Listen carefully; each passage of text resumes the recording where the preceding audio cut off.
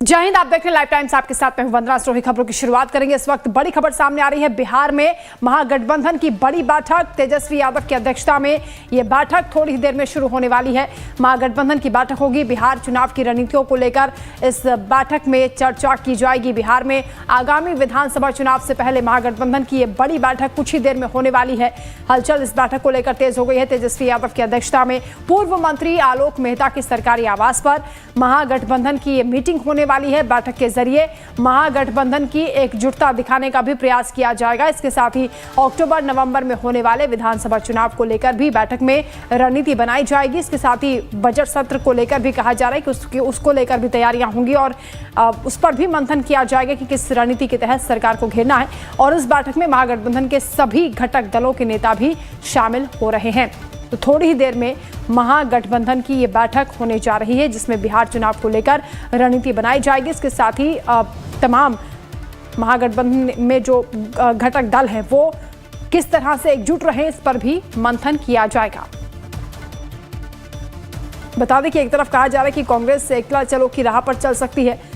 RJD से अगर कम सीटें मिलती हैं, फॉर्मूला सेट नहीं होता है, तमाम तरह की खबरें चल रही हैं और इन कयासों के बीच ये बड़ी बैठक आज होने जा रही है। कुछ ही देर में ये मीटिंग होगी और दिलचस्प बात यह है कि तेजस्वी यादव खुद इस बैठक की अध्यक्षता करने जा रहे हैं। बिहार में महागठबंधन की बड़ी बैठक, जिस पर सबकी निगाहें टिकी हैं कि आखिर इस बैठक के बाद क्या निकलेगा, सामने आएगा। तेजस्वी यादव की अध्यक्षता में मीटिंग और इसके जरिए महागठबंधन की एकजुटता को दिखाने का भी प्रयास किया जा रहा है। साथ ही आने वाले विधानसभा चुनाव को लेकर भी तैयारियां होंगी। और अमित संवाददाता हमारे साथ इस वक्त लाइव जुड़ रहे हैं। अमित, बैठक को लेकर क्या हलचल है, कौन कौन पहुंच गए हैं बैठक में शामिल होने के लिए?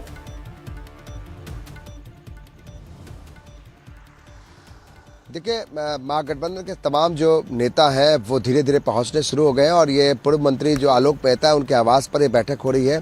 अब बैठक अब कुछ ही क्षणों में शुरू होने वाली है और तेजस्वी यादव की अध्यक्षता में ये बैठक हो रही है। जाहिर है कि न सिर्फ बजट सत्र के दौरान विपक्ष एकजुटता और साथ में सरकार को घेरने की रणनीति, बल्कि 2025 के चुनाव में आपस में एक मत बने, कोई मतभेद या मनभेद हो उसको दूर कर लिया जाए एक साथ बैठकर, इसकी बड़ी कोशिश होगी। एक रणनीति बनाने की कोशिश है, एकजुटता दिखाने की कोशिश है। क्योंकि दिल्ली में जिस तरीके से चुनाव में INDIA बिखरा हुआ दिखाई पड़ा, जिसका खामियाजा भुगतना पड़ा, और उसके बाद जो कई ऐसे मुद्दे हुए जिसमें BPSC अभ्यर्थियों का जो आंदोलन था, उसमें राहुल गांधी अलग पहुंचे थे BPSC अभ्यर्थियों से मिलने, तेजस्वी यादव अलग पहुंचे थे, वाम दल के विधायक अलग उन्होंने आंदोलन किया था। तो जाहिर है कि अलग अलग दिखाई पड़े हैं कई ऐसे मुद्दों पर। तो यहाँ पर एक बैठक के जरिए ये भी दिखाना है कि बिहार में वो एकजुट होकर ही आगे की चुनाव में जाएंगे, 2025 के चुनाव में जाएंगे। लेकिन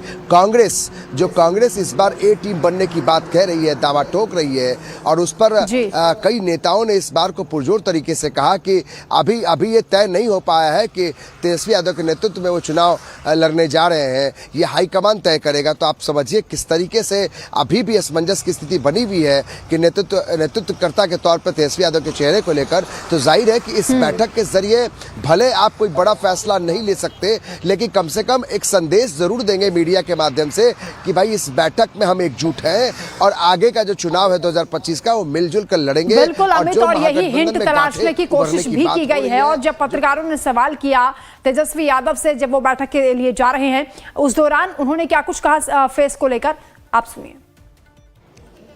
यार कौन करेगा नहीं करेगा, मालिक तो जनता है ना, मालिक जनता तय करेगी और हमको कोई फर्क नहीं पड़ता, कोई भी तय करे।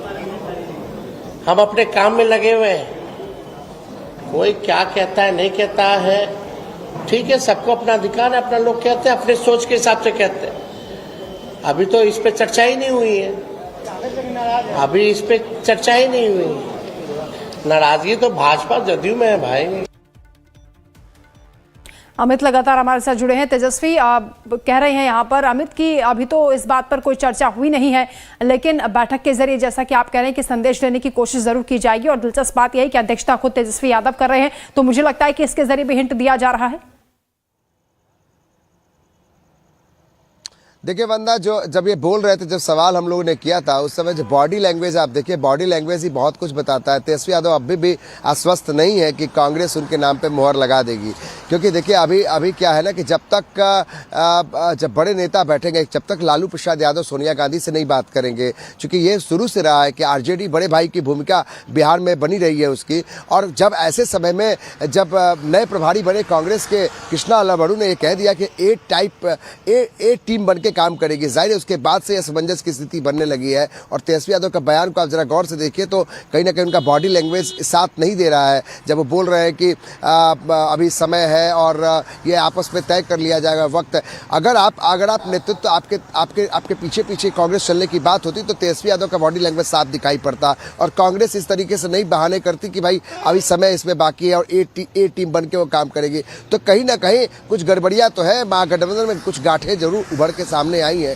शायद इन घाटों को भरने की कोशिश, डैमेज को कंट्रोल करने की कोशिश इस बैठक के जरिए तय किया जाएगा। लेकिन अब तेजस्वी यादव उस तरफ पाले में गेंद डाल रहे हैं कि भाई एनडीए में खटपट है, तो खटपट है तो नीतीश कुमार के नाम पर तो मोहर मनोहर लाल खट्टर ने लगा दी, उसके बाद दिलीप जायसवाल ने भी कह दिया। अब तो बात तेजस्वी यादव के नेतृत्व की है, तो कहीं ना कहीं मामला फंसता हुआ अभी दिखाई पड़ रहा है। जब आला कमान की बात की जा रही है, जाहिर है कि जब लालू यादव सोनिया गांधी आपस में बात करेंगे तब ये तय होगा, उसमें वक्त है। लेकिन इस बैठक के जरिए वंदना कम से कम ये दिखाने की जरूर कोशिश होगी कि जो डैमेज है उसको हम लोग कंट्रोल करने की कोशिश कर रहे हैं।